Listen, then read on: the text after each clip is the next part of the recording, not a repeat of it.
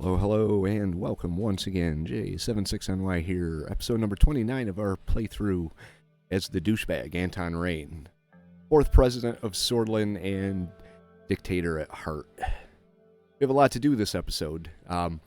That meeting that we had with the international community was very interesting in the last episode. I don't think anything good came out of it, that's for sure. I expect fully the tensions between Sordland and Rumberg to skip up to a new level going forward. Hopefully we manage to sway enough of the international community against Rumberg, who didn't seem very popular with anyone. Hopefully we manage to sway some of them to our side, so let's get into today's episode here. Start with the newspapers. Lesbia shows evidence of Vogslandian missiles in Helgeland. Alliance of Nations' latest session has ended with many important takeaways. However, the highlight of the gathering was without a doubt the issue of Helgeland. During the session, Prime Minister Patricio Alvarez showed photographs of Vogslandian deployment of missiles to the occupied Helgeland, shocking the world. Missile deployment posed an existential threat to every country in Mercopa. At the moment, the peace in the world seems to be hanging by a thread due to the unlawful actions of Vogsland. Chancellor Hegel's disgrace at the Alliance of Nations. Alliance of Nations' latest session has ended with many important takeaways.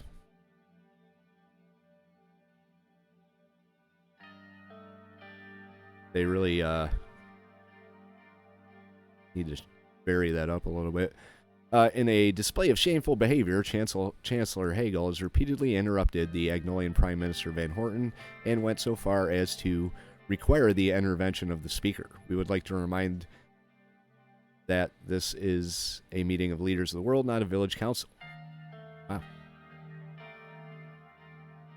So Vogsland isn't exactly popular in the international community either. Gives me a little reason to doubt siding with them against Agnolia here. I don't really like Van Horten, though. He snubbed me, so. Election poll results. With the election drawing near, our staff at the Maroon Palace has conducted general election polls all across Sordland. Our election polls show that roughly 27% of Sordland citizens would prefer to vote for the USB in the upcoming elections. It's not a good number. But then again, if you take a look at the, if I could find it, here we are. USB, they hold, well, you know, I mean, more than half of the seats as opposed to the combined majority of the other parties. So maybe not as bad as I'm thinking. Thought there was something else. It's this, I guess. Move personal wealth to Kroot. I could transfer my cash reserves from Sordland to Kroot. Why? It's this here. With the emergency still being active during the elections, our police will be monitoring the voting procedure very closely to ensure the right votes are cast. Mail-in voting, maybe, and midnight drops. Anton Biden Sordland, president down there. Whatever. We'll just leave that one alone. Security forces will ensure that only the rightly eligible and legal voters can cast ballots. All right. Well, let's see what this is. My future in Sordland is in doubt. It may be the right time to diversify my resources by keeping my money reserves safely abroad in case of an unexpected departure. Maybe that's a good idea. Let's do it. So my personal wealth is now in Kroot. Interesting. Read the report from Holsword. Bank of Crew is happy to inform you that the transfer of your personal assets has completely completed successfully. It takes approximately 30 business days for the amount to be withdrawable in local territories. Thank you for choosing Bach. Phone call with Queen of Rumburg. Oh, geez. Why are we going to Crew? Are we fleeing the country? Well, I guess we're about to find out. I was in my office waiting for the call that could potentially change the future of Eastern Mercopa. The phone started ringing. I took a deep breath as I held it to my ear. I heard the voice of Queen of Rumburg from the other side. Mr. Rayne, how pleasing it is to finally get a chance to speak with you in person. I'm Queen Beatrice Livingston, the Queen of the Four Corners of Mercopa, defender of Castle Zarsborough, conqueror of the tranquil seas, stout protector of the ancient lands of Rum, descendant of the most honorable King Edward I, and ruler of Rumberg. Am I supposed to be impressed? Indeed, you should be. Bitch. What the fuck? Now, given the circumstances, I never thought I would be giving you a personal phone call, yet here we are. Even after what Sordland has done, I'm showing you my willingness to talk instead of cutting off communication.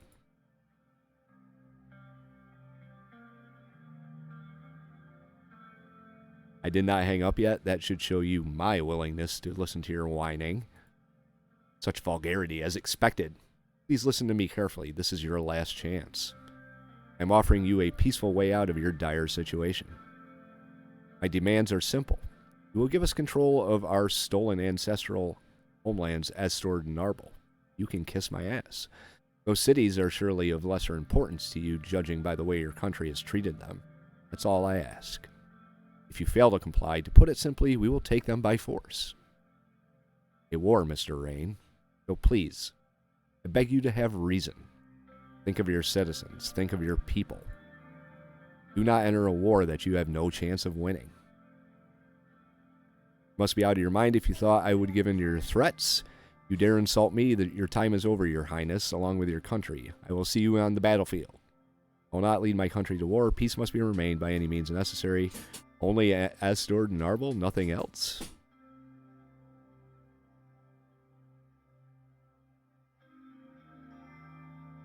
There you go. See you on the battlefield, biatch. Pity, really. At least my conscience is clear. I've given you a chance and you refused. You have failed your people. War it is, then, Mr. Rayne. You will regret your decision until your last breath. The line dropped dead. And just like that, the Rumberg War has begun. No news. Who would have thought there'd be some news?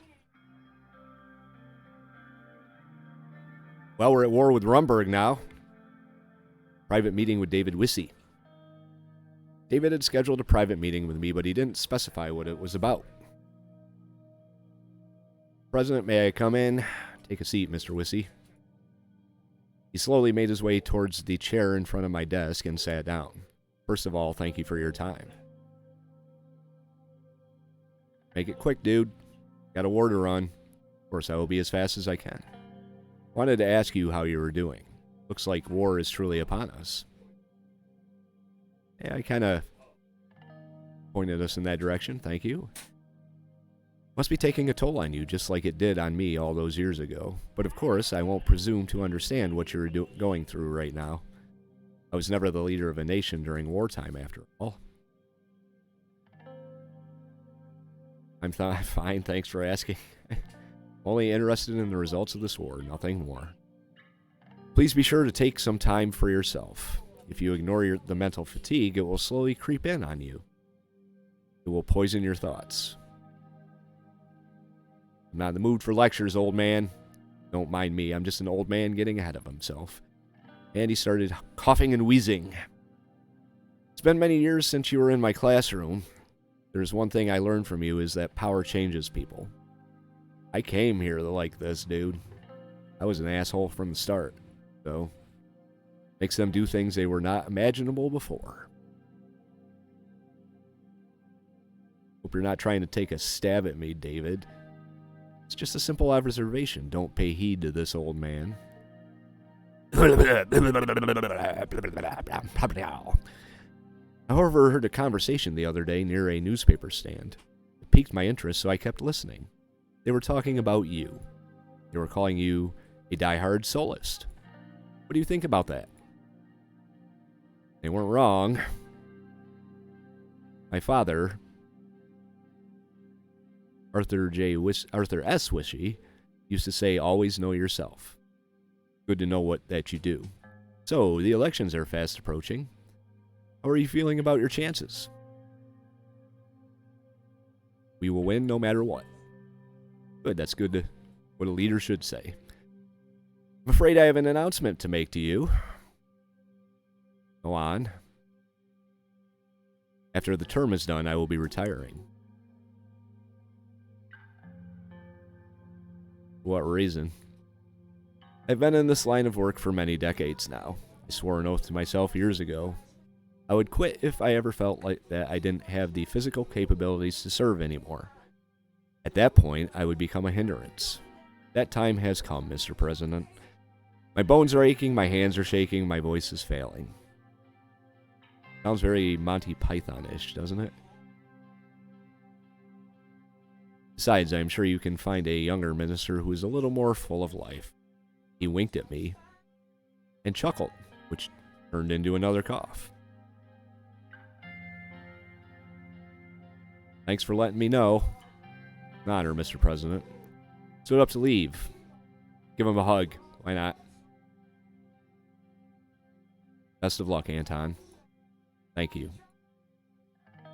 And with that, David Wissy steps off. We didn't listen to him anyway, so no big loss. Swedish foreign minister retires. I thought he was going to wait till the end of the term. Sordland's foreign minister has announced he will be retiring, here we go, at the end of President Rayne's first term. Son of Sordland's first president, Wissy has enjoyed a long and fruitful diplomatic career and served as something as a mentor to President Rayne during his student days. The Rayne Administration has not yet announced a potential replacement for Mr. Wissy should Rayne be elected for a second term. Rumberg possesses nuclear weapons. Could have told me that about 15 minutes ago. During the Alliance of Nations session, well, I guess we kind of did know. President Rayne has claimed that Rumberg possessed nuclear weapons. We did, tell the world about it, but whatever. Today, the investigation committee, tasked by AN, has found evidence that President Rayne was in fact saying the truth. Rumberg has nuclear weapons. So what does this mean for Eastern Mercopa? In the region, Rumberg has always been one of the strongest military powers and also one of the most threatening, which secures them the position of being a key player. Possession of nuclear weapons by such a country not only threatens their neighbors and longtime rivals, like us, but also nations that are further away from their immediate reach. Rumberg's new status as a nuclear power will make them a force to be reckoned with. And we just got into a war with them.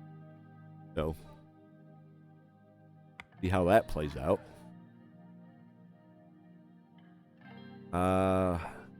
Right. In light of the encroaching war with Rumberg, the USB Congress will not happen this year. President Anton Rayne retains his position as party leader and will represent United Sordland as a presidential candidate in the coming elections. Okay. Existence of nuclear weapons in Rumberg confirmed. The Alliance of Nations ratified a barrage of sanctions on Rumberg by the member states, which is good. People versus Rumberg. So maybe we won't be so alone in this war after all. That'd be nice. Friday afternoon in the office. Just another relaxing day before we start launching rockets. And Lucian comes in. There's a problem, Mr. President. And some cabinet members said they wanted to speak to you urgently. Oh, they're all going to quit on me, I bet. They're in the White Room. Please follow me. We started walking. What's so urgent? I was just told to come and get you, sir. I opened the doors and we entered the White Room. I looked around. Bink! They're both gone. Kira and Neo were standing near the table with their arms crossed. Pascal looked incredibly stressed. He wiped off his sweat. What's going on here? Mr. President, I'll cut to the chase. We're here to let you know that we are handing you our resignations.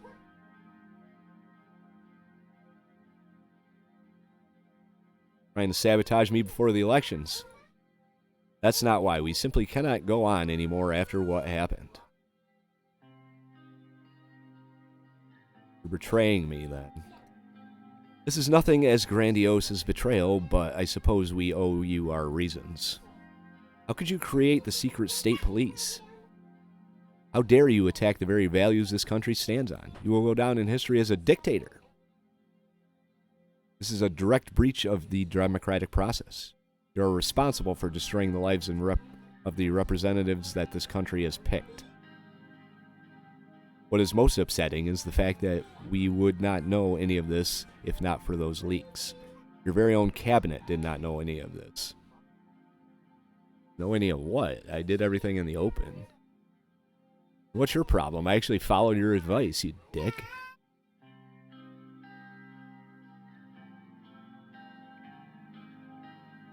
I did what I had to do in order to protect the country. No, you did what you had to do to protect yourself. I guess this is what power does to people. I refuse to work under such circumstances. Why don't we talk about the permanent emergency situation that you put our country under? What emergency? You're just creating enemies out of thin air to firm your grasp on the people. It's all a ploy to grab more and more power. Well, maybe. What if I could have all these people killed? Let's find out. What's next? Are you going to declare yourself king of Sordland? A king? That does sound nice, doesn't it? I have absolutely no words. Thanks to you, gender inequality is an all-time high in Sordland. We are falling way behind modern countries, and I don't see that changing anytime soon with leadership like this. And who's at fault there? Don't blame everything on me. There are other priorities we had to handle. What's more important than education? Attending unnecessary speeches, which we did very little of. Shaking hands with priests, which we didn't have a choice in. Sit down. Shut up. Even though you acted against the epidemic, which saved millions of swords, I cannot and will not stand for your abuse of power. The thing you did behind closed doors shook me to my bones when the news came to my knowledge. What is this? Did I miss something? If you guys have been watching the whole time, let me know if I missed something here. What exactly are they talking about? You may have your reasons, Mr. President. That is for the greater good. But the same line of reasoning will simply lead to more atrocious actions. I will hand you my resignation once our term is done, Mr. President. I took a deep breath. Isn't that... They're all resigning, but in reality, at least in terms of the United States presidential system, every cabinet member in any administration, once reelected, resigns. They all do. It's required. And then the president can choose to ask them to remain in his service. Or he can just not, and they go bye-bye. We could do better than these clowns. Wouldn't mind this guy staying around, because he actually did some good work, and we did work together a little bit, but these two broads. Bye-bye. I accept your resignations. Now get on my face.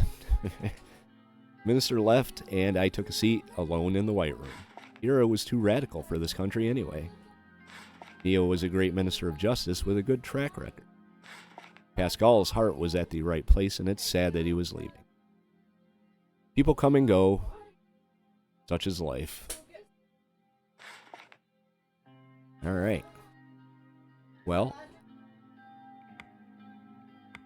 Wave of resignations strike Rayne Administration.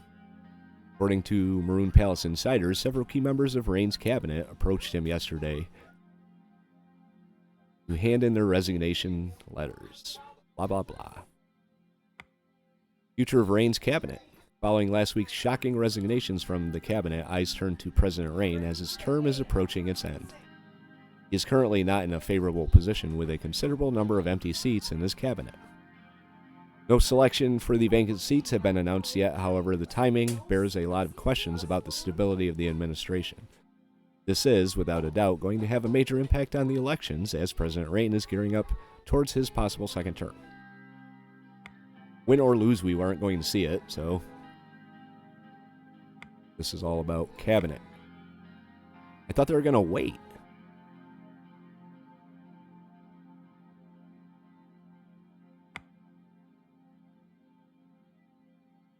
Huh. There's an empty seat on the Supreme Court, too. Dinner at home.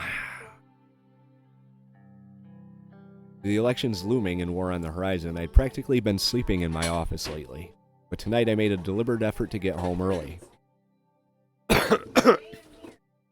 FC Enrica had an important match this evening. Despite everything that was going on, I didn't want to miss it. I'd invited Peter over for the occasion. It had been ages since we'd spent time together, and the house was feeling awfully empty these days after my wife left me.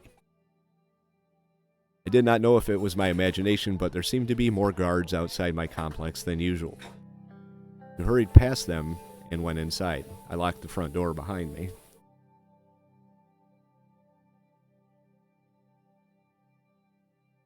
On a beer? There we go.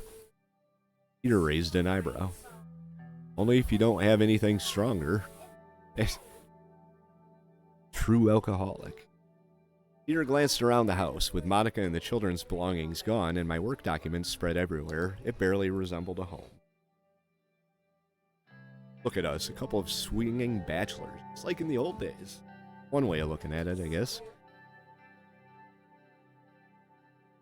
Sure, mothers lock up your daughters? Okay.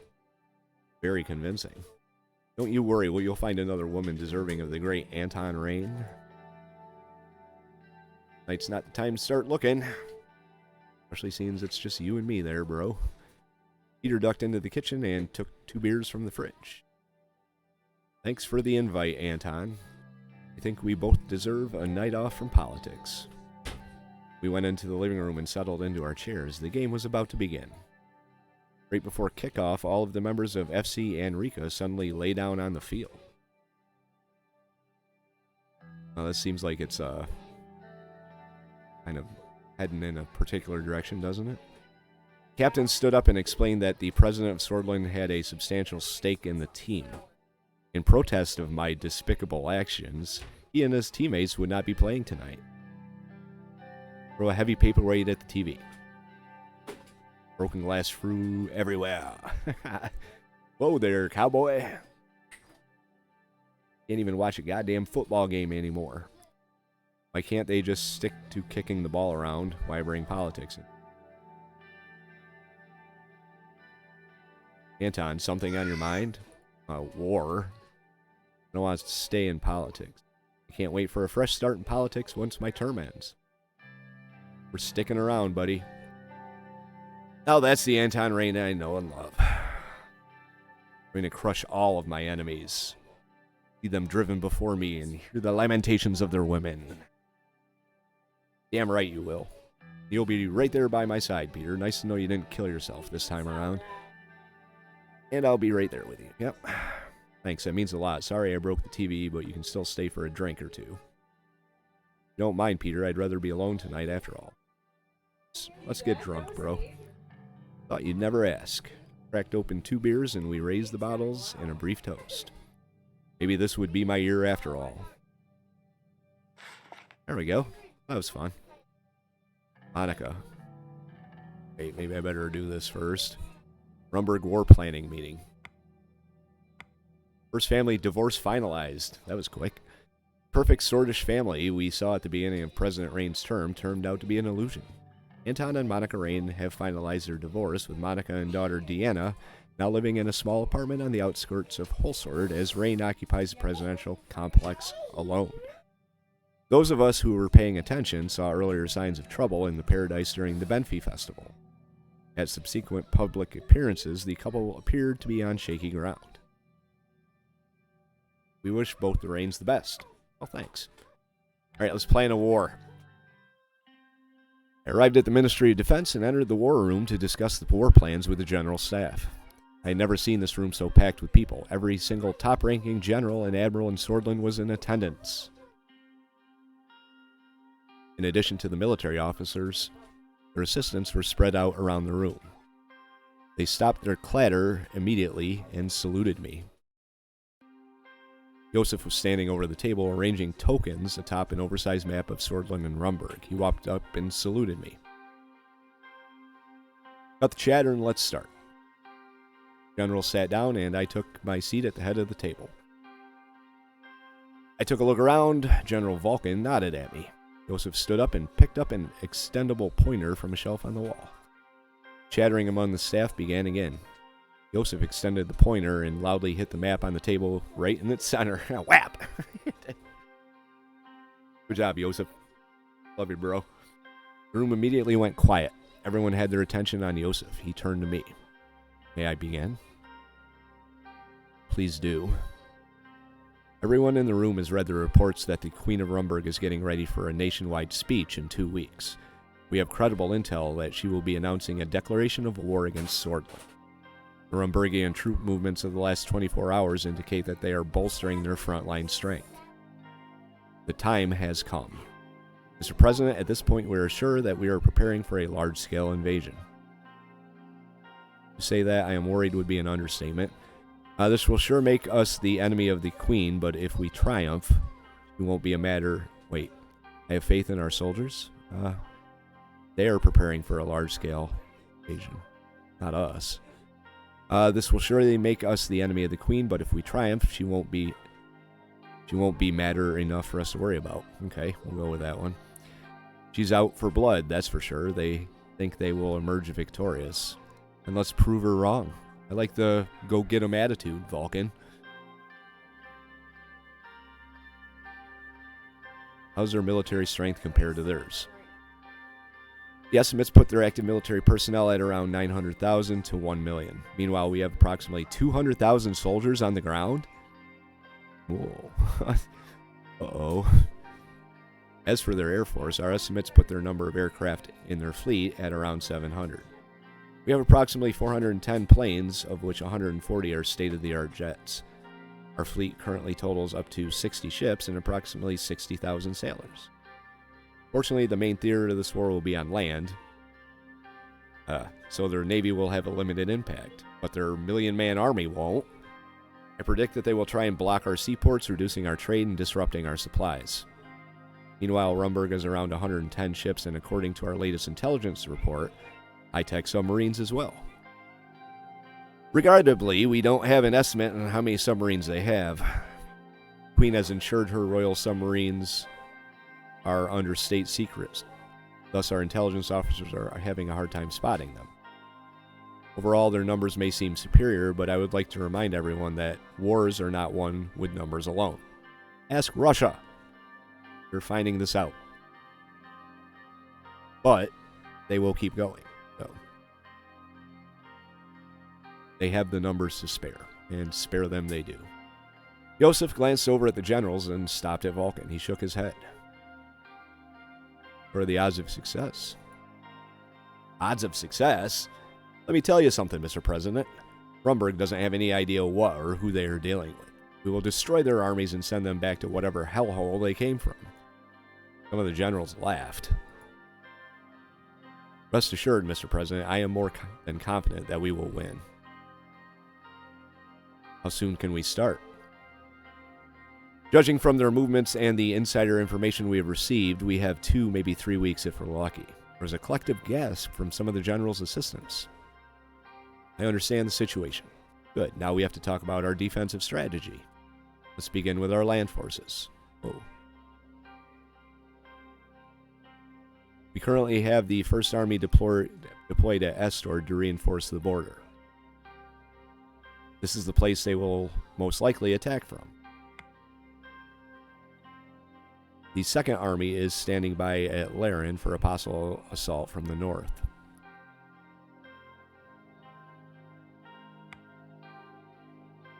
The 6th Army is currently garrisoned at Narble awaiting orders. Due to the potential of an invasion, all 3 armies have been undergoing rigorous drills, especially during the past few months. They are prepared to fight and die for their country, Mr. President. You've done well, generals. No need for flattery, just doing our duty. There's something else I wanted to mention, Mr. President. Your son Frank is currently deployed at the Rumberg border. He is serving in the 1st Army as an officer cadet. I thought you should know. The entire room turned to me to hear what I would say. Thanks for letting me know. I'm definitely not pulling him back. That was the other option. I clicked it away kind of fast. No special treatment for the president's son. Especially seeing as we didn't get along anyway. Now let's start discussing our path to victory. Our top strategic location is Thornburg, Rumberg's capital and the Queen's residence. Needless to say, if we manage to capture the Queen, the war will end. What are the chances? There might be an opportunity to push for Thornburg after we capture Zarsborough. But we are ahead of ourselves. We'll get to that when we discuss the war plan. What if she flees Thornburg before we get there? I'm a proud soldier of Sordland, Mr. President. I'd rather die than give up whole sword to invaders. Okay, what's that got to do with anything? And I know a prideful person when I see one. If we strike fast, we can capture the capital and the Queen before she comes to her senses. Can we win this without capturing Thornburg? If we can't do that, it will become a war of attrition. Whether we can outlast them depends on our economy, which right now is not doing too bad. What are the other objectives? Aside from Thornburg, the location that we must capture to even have a chance to win the war is Zarsborough, which is here. This is Zarsborough. Where's Thorn, whatever the fuck it is.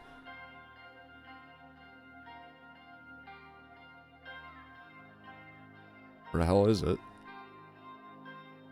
Maybe it's underneath this. Rochester?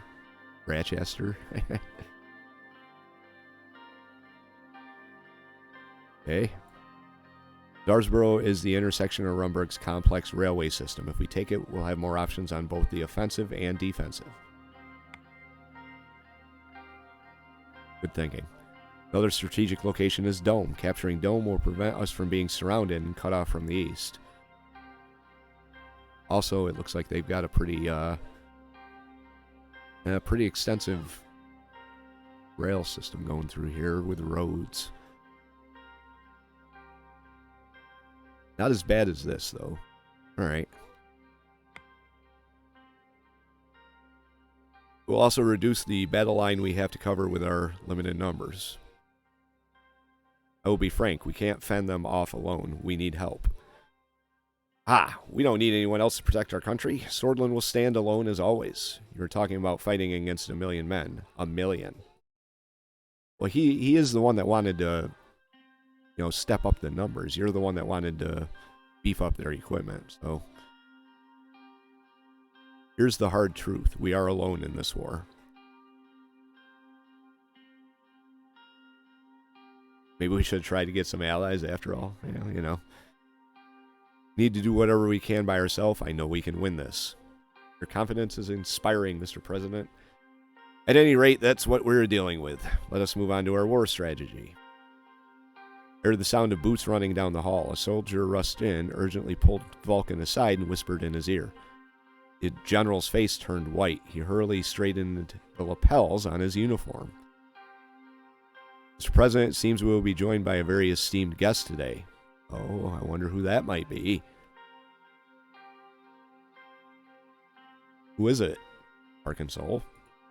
Before Vulcan could answer, the door swung open. Every single man in the room immediately stood bolt upright and saluted. Colonel? Gentlemen. Tarqin Soll, the man himself. Alright. Tarqin Soll. Last time we met, we were in the bathroom. Nice to see you with your penis in your pants. Tarqin Soll was dressed in his old uniform, the insignia of the 6th Army of the Swordlish Armed Forces displayed prominently on his chest. An assistant scrambled to find him a chair. He put aside his cane and sat at the head of a table. Oh, what the hell? While the rest of the room stood right rigidly at attention. An honor to have you at this time of need, sir. How can these old bones of mine rest while my beloved country goes to war? Getting bored of your gardening, old man? Salute him. It's indeed an honor, sir. There is no greater honor than to protect one's nation, Mr. President. At ease, everyone. I don't think the Colonel's war credentials need to be reiterated. Having him here will be of immense help to us, as well as a morale booster for our troops. I may not be as fit as I was during my last war, but I still remember how the game is played. Colonel, you're too humble. I'm looking forward to working with you. With your help, this war is already run. Maybe I should have gone with the other one. This is a little too grovelly. Not yet, my boy. Shall we get started? Certainly, sir. Joseph paused for a moment before picking his pointer back up. Our first objective is taking Zarsborough. What are the plans to take Zarsborough? There are 3 options on the table at the moment. One is to simply dig in and endure the first wave of attacks and retaliate after they are weakened. Our second option is to launch a full-scale offensive on Zarsborough. We will strike at them hard and fast before they have a chance to draw first blood. Which is insane, in my opinion. Our third option is to do a pincer attack to wipe out their forces, then march towards Zarsborough. That doesn't sound like a bad idea. In any case, our soldiers in the main armies are well drilled and prepared to carry out any strategy we choose. How is digging in and waiting for them to attack a good option? When they launch their initial offensive, our soldiers and tanks will be entrenched in strategic and well-fortified positions. Picked a hell of a time to start yawning. Jesus. Let them throw their manpower at our impenetrable line of defense, and if they break that line, what are we going to attack with? I'm not going to sit back and go for a defensive, a human wave, a meat wave attack. We will grind them down, and we will grind down their armies that they're so proud of. With their pride shattered, their morale low, and their line disorganized, we will launch an all-out assault to strike the finishing blow. Which makes no sense. You're handing them the time and motivation to come up with a plan to attack us. They outnumber us, Joseph. With this move, we will destroy or, at worst, limit the effectiveness of their advantage. We don't even have the manpower to cover the entire border. We don't even have enough reserves to fill in potential weaknesses. Joseph, dude, you didn't want that. You wanted better equipment. He wanted more people. All thanks to you. Well, see, here we go. You were the one who pushed President Rayne to remove mandatory conscription. The gendarmerie can be deployed on the main line as well to support the war effort. They are a police force, Falcon. Their skills will certainly be of use during the war, but they shouldn't join the front lines as common soldiers. Why not? Tell me more about the pincer attack.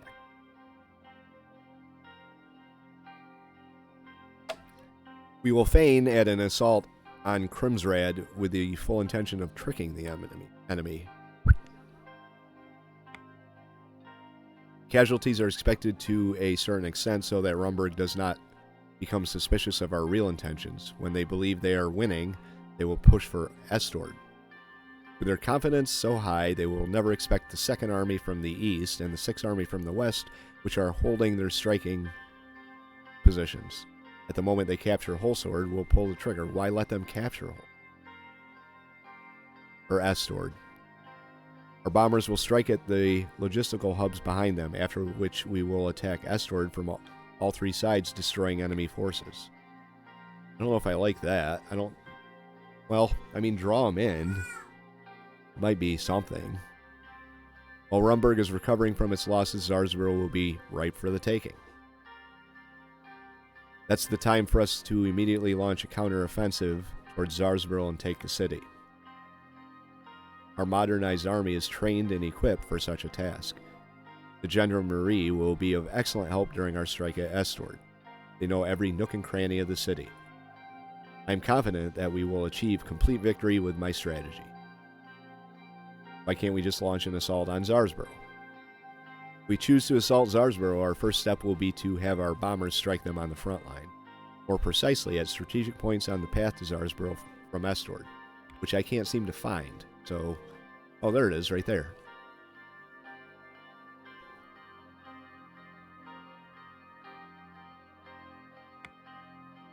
More precisely at, oh, alright. Then our tanks will come in and puncture their defenses at Krimsrat, followed up by our soldiers. After we penetrate their line, we will race for Zarsborough, threatening to encircle the encirclement of their forces. Which all sounds much easier than it is. Let me remind you that we're butting heads with an army far larger than ours. They can cover weaknesses in their line rapidly, which will leave our troops that are pushing through isolated. Our planes will bomb them to smithereens. They have more planes than we do, Vulcan.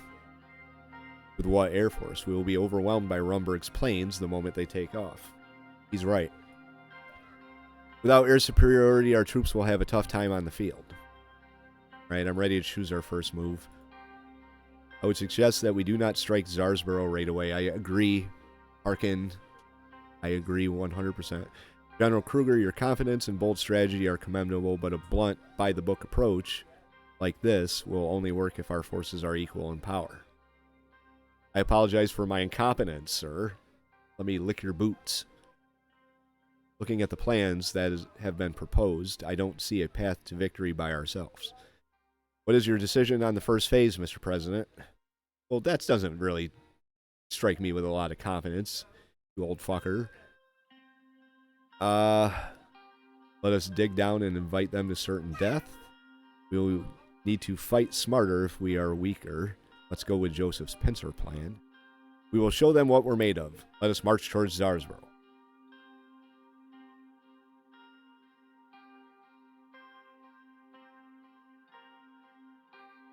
I'm going to go with Joseph's plan. Attack on multiple fronts. Don't let them gain the initiative. Don't go charging in to get slaughtered. Excellent! So we're doomed then. The decision is already made, Vulcan. Joseph and I signed the plan documents for the first phase of the war and handed them off to the nearest soldier. So, let's assume that at this point we have Zarsborough in our hands. This is just the first step. From this point on, it will be harder since we are going deep into hostile territory. I see two options for us to move forward.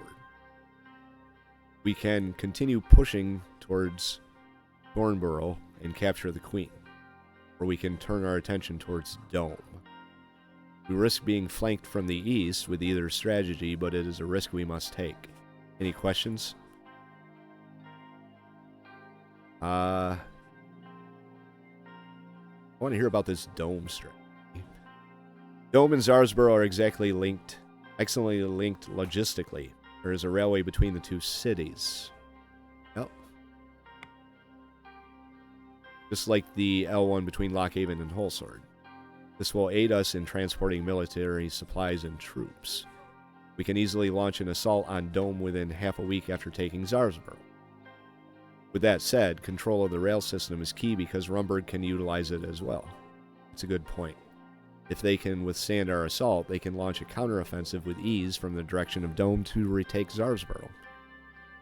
We would lose everything we had gained so far. However, with the capture of Dome, there will be no need to take Thornborough. It would be too late to attack anyway. Rumberg would either reinforce their southern defenses, or the Queen would come to her senses and flee the capital. Even if we manage to capture Thornborough without their Queen, we won't be able to hold it during the winter. Our supply lines will be too stretched out for that. However, with two of their largest cities in our hands, we can lay out a defensive line, especially around Dome. They took it from Magnolia because of the oil fields surrounding it. Their industrial sector has since heavily relied on them. With their oil supply cut, they won't have the fuel for their huge war machine, and their economy will slowly collapse. We will be effectively choking them until they capitulate. But we have to consider the defense in and around the city of Dome. Ever since they took it from Agnolia, they've been building up fortifications in case of an Agnolian attempt at retaking the city. Why don't we ask Agnolia for help and promise them Dome? Furthermore, due to the length of the operation to take Zarsborough, they would come to the realization that Dome is our next target.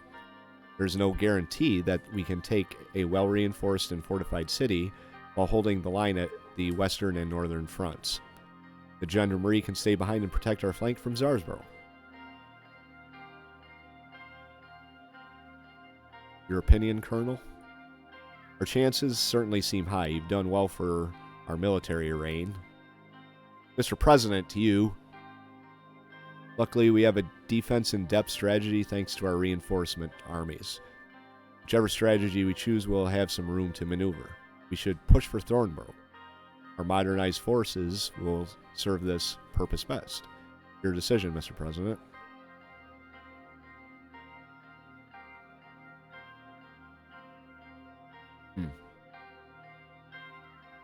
I'm going to keep the initiative on our side. This one, I mean, it makes sense. Hang on. If you look at the map, we come in through here to Zarsborough, or we fake them out, or whatever we're planning on doing here. Pincer attack. Take Zarsborough. Take Dome. This is ours. This railway is ours. But they have the manpower. I still don't know where their freaking capital is. Maybe underneath this?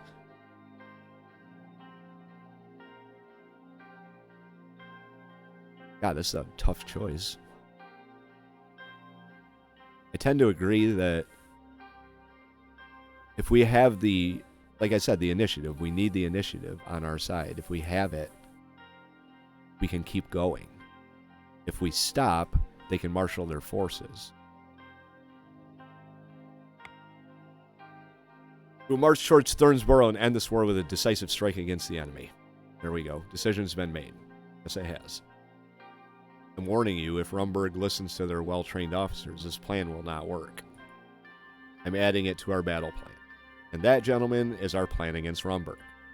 We only have one chance at victory.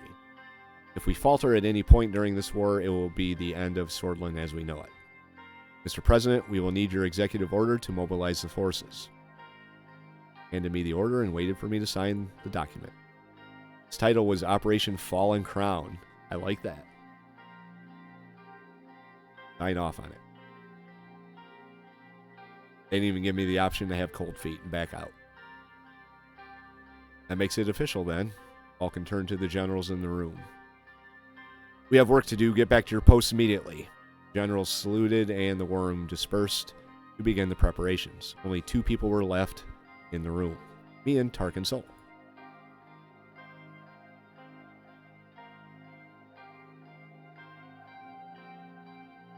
When will you trust me to lead on my own, Colonel? Trust must be earned, Anton, but the crucible of war may make a leader out of you yet. Let's hope for that. Let's hope the next time we meet, it will be under a Swordish flag in Zarsborough.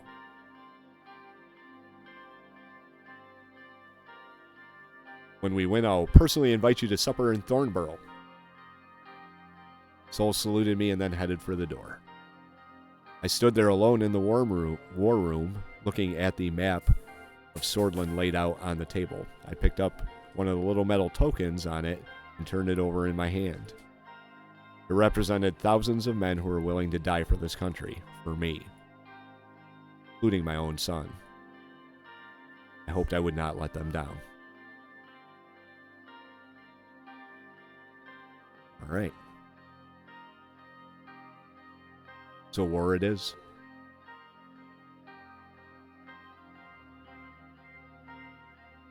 Let's see what this is all about.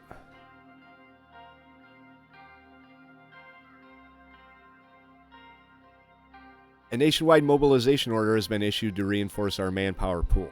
and recruits will be mostly serving as reserves, but we will prepare for the worst case scenario. Approximately 1 million men have been recruited so far, and they will begin their accelerated training immediately. That's good. Nationwide mobilization order. Yep. Rumberg prepares for an invasion. Troop deployments and movements near the Sordland-Rumberg border have increased tenfold over the previous weeks, signaling a potential hot conflict brewing. The recent nationwide modal... Read it. Read it? Good.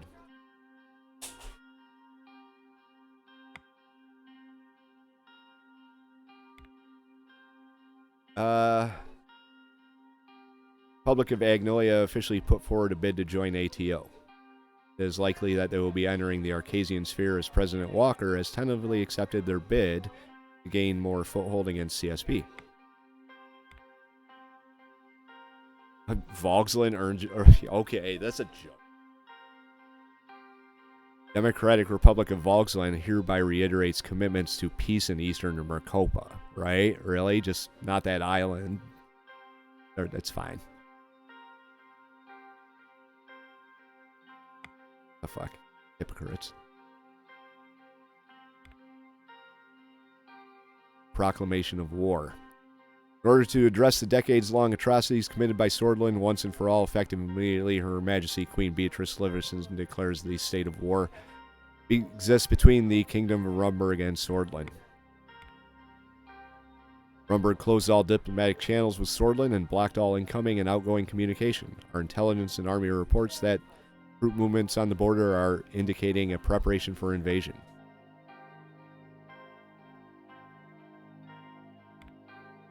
Lesbia urges calm. Republic of Lesbia hereby reiterates commitments to peace in eastern Mercopa. Tensions between Rumberg and Sordland have to be prevented to escalate further, blah, blah, blah. And the moment has come. Friends, fellow swords, we go to war. Oh god, you gotta read a bunch of shit. Okay. I was standing at the exact same podium overlooking the Hill of Pride where my inauguration took place. However, the mood this time was far from cheerful. I thought this was just going to be something I could sign. Oh well, whatever. It's all part of the story, right? I looked at the people of Sordland below. They were gazing up at me with confusion and concern. My name was announced. I stepped forward as the cameras flashed. The crowd started clapping. My brothers and sisters... Clapping and cheering faded to a deafening silence. As you have heard, yesterday, Rumberg declared war on Sordland following their dastardly attack on our sovereignty in the past months. If their damn queen thinks that she can get away with killing our soldiers, then I will tell them this, think again. Unfortunately, the time of peace are coming to an end due to the aggressive action of Rumberg. My duty as your president to inform you that in the following days our country will be targeted with more heinous attacks by our enemies. That doesn't sound very... We'll go with this one. As the strong and proud Sordland,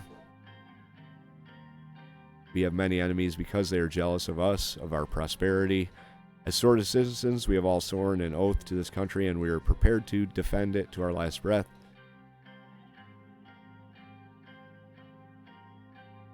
They're playing with fire. Let's teach them that the fire that burns inside the Swordfish people is like any other. I like that.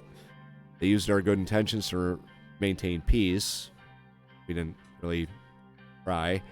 We have no choice but to take the next step against this unwarranted war they are instigating. Oh. They dare attack Sordland, my Sordland. There is a price to pay, and they will pay it with their lives. Our people, our territory, our home is in grave danger due to the hostilities that are yet to come. They dare to attack Sordland. News might be worrying, but do not be afraid, Sordland, because I, Anton Rayne, am here. Promise you this, we will be victorious. I wonder what the third one said. I didn't even bother reading it. They want war, so be it. War it is. I announce that Sordland is hereby declaring war on Rumberg. Go with that one. We will tremble before our might. We are done with them. We will dine in Thornborough.